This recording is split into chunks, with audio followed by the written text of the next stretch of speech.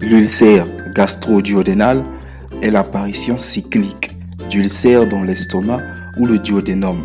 Un ulcère gastro-duodénal est un défaut muqueux limité s'étendant profondément au-delà de la plaque musculaire de la membrane muqueuse avec une infiltration inflammatoire et une nécrose thrombotique dans les tissus adjacents. La nécrose qui n'est autre que la mort des tissus cellulaires. Étiologie. L'ulcère résulte de nombreux facteurs, notamment le stress, le tabac, l'alcool, les facteurs alimentaires tels que la consommation des aliments trop chauds, très épicés ou trop gras, les facteurs génétiques. Certains individus sont naturellement prédisposés à souffrir des ulcères. Il y a aussi la prise de médicaments, notamment les anti-inflammatoires comme ibuprofène et autres, et aussi les antibiotiques par exemple. L'ulcère peut être aussi provoqué par une bactérie appelée Helicobacter pylori. Cette bactérie a la capacité d'infecter la muqueuse gastrique. Elle est responsable de près de 80% des ulcères gastro-duodénaux. Classification.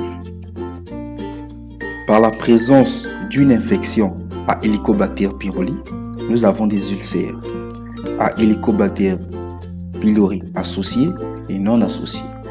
Par sa localisation, il y a des ulcères de l'estomac, ulcères du duodénum, ulcères combinés à la fois estomac et duodénum. Par rapport à la quantité d'ulcères, il y a des ulcères isolés et des ulcères multiples.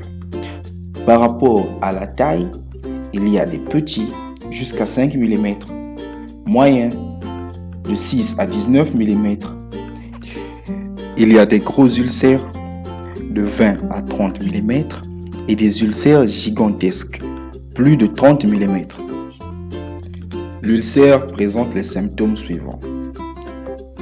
Douleur dans l'épigastre, le syndrome dyspepsie, se manifestant par des régurgitations aigres, nausées et constipation, vomissements et amaigrissement dans certains cas. Dans la plupart des cas, les ulcères disparaissent d'eux-mêmes, sans causer de problèmes plus graves. Mais dans certains cas, il peut y avoir une malinisation des ulcères, c'est-à-dire le passage de simple ulcère à l'état de cancer ou tumeur maligne. Il peut y avoir aussi un rétrécissement ou sténose de la zone de sortie de l'estomac lors de la cicatrisation de l'ulcère. Les ulcères peuvent aussi provoquer une hémorragie gastro-intestinale. Les traitements sont basés sur l'utilisation des inhibiteurs de la pompe à protons ou IPP comme oméprazole, pantoprazole, lansoprazole. Ce sont des médicaments qui empêchent l'estomac de fabriquer trop d'acide.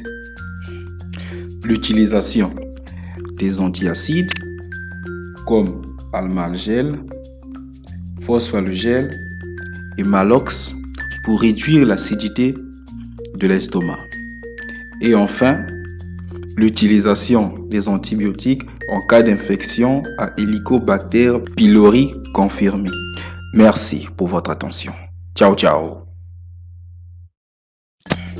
L'ulcère gastro-duodénal est l'apparition cyclique d'ulcères dans l'estomac